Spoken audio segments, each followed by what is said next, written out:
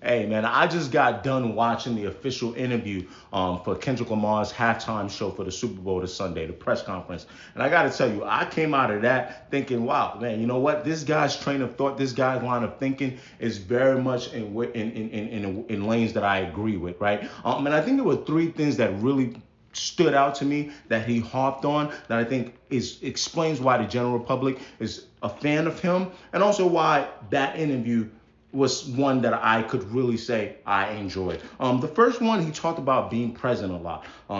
The second was about history and culture, kind of his affinity for that. And the third was more so his passion for music. All three things are things that I think a person like me and most of y'all sitting there can really appreciate. Now, if you went into that press conference and you were looking for him to maybe discuss a lot of what happened in the last summer and the last year, I think you would be a little disappointed. But if you listen closely, I think Ebro and Nadeska did a decent job of trying to pry some stuff out of him with the limitations that they had. Let's get into some questions I thought were pretty interesting. Now, this isn't in order, but let's just go through some of these questions. One of the ones that Adeska asked was about Kendrick Lamar's sort of entrance into this dimension. It said, well, maybe this kind of dark dimension. I think last year, and I think she was referencing the battle. So we'll go with that one first because I want to make sure a lot of y'all didn't miss that. That was Adeska's journalistic way of saying, hey, dog, we're used to you dropping some positive music. We're used to you telling these historical, references, stories, and things like that. What was it like to get into that dimension? Again, like I said, right? The three things: being present. We talked about, his appreciation for history, culture, and we talked about the third, passion for music. And Kendrick says he didn't really surprise himself going to that dimension, because that's when the desk was asking, like, were you surprised, going to that space? And Kendrick says, nah, man, the people around me, they know me personally. Right? They know. And I think it's funny that, that was some of the stuff that the TDE people were saying, like, yo, if you know Kendrick, he a fool. He can clown. He can get, he's human, right? He's basically human. And I think that transitions to the next thing that Ebro mentioned, and Ebro had asked him, say, what was part of his intent going last year to draw some lines in the culture. Remember, he's got appreciation for culture, right? And Kendrick says, no, that wasn't really my intent. He says, my intent was for the sport. He said he still watches battle rap. He even dropped names. Kendrick name dropped. He said, I still watch, Tay Rock. Shout out to Tay Rock. Shout out to Tay Rock. Gun boss. He said, shout out my bro, Daylight, and say it wasn't necessarily a thing for this year. He said he's always had this bag. Pretty much is what he was trying to say. He's saying it was just a continuum, right? And now he says it also included him bringing rap back into the forefront. Regards to bringing rap back in the forefront, I think Nadeska and Ebro did a good job of trying to get him to talk about how it feels, right, to be in a Super Bowl, to be the first solo hip hop performer. Nadeska asked a question like that, Ebro asked a question like that, and I think Kendrick handled that pretty well, referring to that first point, right? He talked a lot about appreciating the grind, right? Performing, at the Super Bowl, being a hip hop headliner. He says he just looks at it as going back and being present, right? He appreciated the grind then, but now he knows what it is. He knows he's bringing hip hop to the forefront. He knows that even going back to his old days of playing sports, he says he's not, just necessarily, he's not intimidated. He's saying, like, he said, just being present, right? He's not going to let the moment be minimized per se to just a catchy song. He says he wants to live and die by the art form. Again, we go back and we talk about number three. Those are the three things I just kept getting out of that, right? Another point in continuation to that, to the, performing at the Super Bowl, the moment bringing hip hop to the forefront. I remember Nadeska also asked him, hey, you just came off the Grammys. How do you feel about Not Like Us? They referenced the song by name, right? How do you feel about Not Like Us winning five Grammys? And it was a battle record, right? And what were you thinking? What was all of that? Again, Kendrick he's referencing living in the moment, but he's also referencing the culture. And he says, what did that make him feel? He said, well, he just thought about the culture,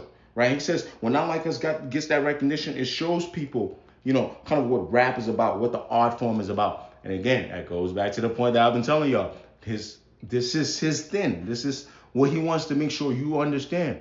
That, when you go back to the Heart Part 5, he's saying, I do this for the culture, to let it, what it look like when I'm, and then, you know what I'm saying? This is his thing. He said, for me, when I hear that, I'm interpreting some of this stuff. I'm interpreting like, hey, listen, dog, I know what y'all asking me, right? Y'all basically trying to ask me, what was I thinking? What was I thinking going into the summer, making this hit record? I know it's a hit record. I know the street's going crazy. I'm battling, another top guy. And he's saying, listen, dog, listen, it's a mix for me. It's a mix of the sport of hip hop. I love to get I ain't never been scared to get my hands dirty. I don't know what y'all thought this was. And it's also a mix of, I thought it was a great moment to represent, the culture and to represent what I think the art form of hip hop should be like, and what I think people should know that the art form of hip hop to be like. And they also transitioned to some other questions that I think was interesting. Right here, Ebro tried to get into the GNX energy, right? He was asking,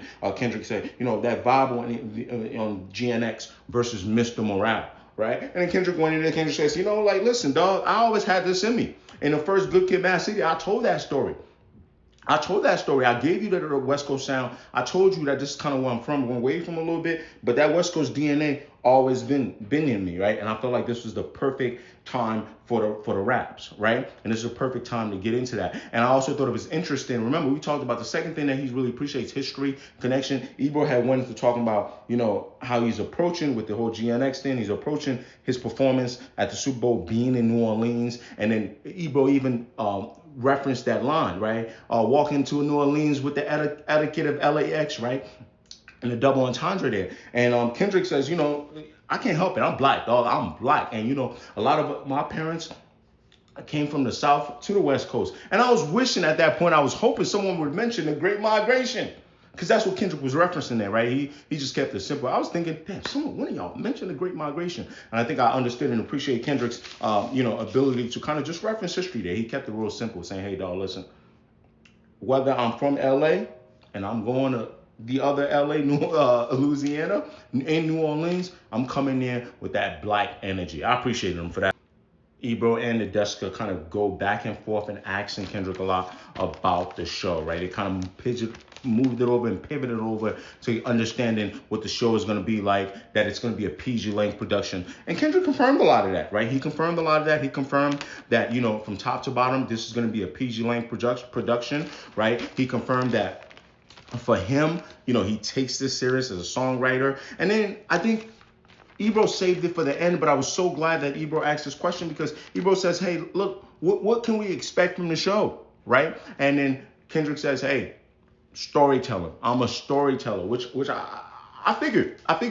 Because if you look a lot of Kendrick's albums, what do you see? You see there's always mostly some type of theme. He takes you from lane A to lane B and lane C, and then he switches and goes from point A, right? So I think that part I expected, right? Kendrick did say that it's going to be tough with 13 minutes. He said, he had to go back and think like, damn, you got an hour worth of album. You got to fit that into 13 minutes. You got 5 albums. So I thought that was an interesting point that he mentioned there. Now, what is also fascinating is that as, Nadeska was kind of trying to get him to talk a little more about specific songs about the album, that was type cute. But I loved the answer that he gave, right? Remember, I told y'all, number one, being present. Because Nadeska brought up Reincarnated. And I was also thinking about how much a dollar costs. I said, what's in your mind when you get a question, when you get a song like that? And Kendrick said, hey, dog, listen. I'm trying to get the audience to understand explicitly what the story is.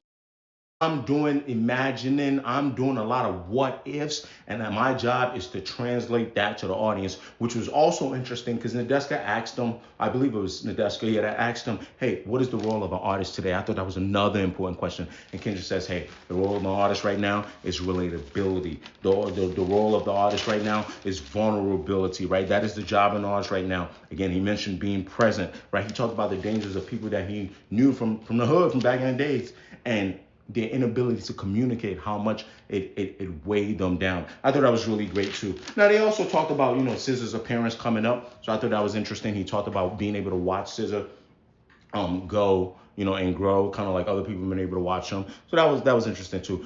Please go watch the show if you have not, because I thought it was a great interview, get an insight on him. And if you're wondering if Not Like Us is going to be performed at the Super Bowl, he will perform elements of it. You know how I know? Because they used the instrumental at the end of the interview.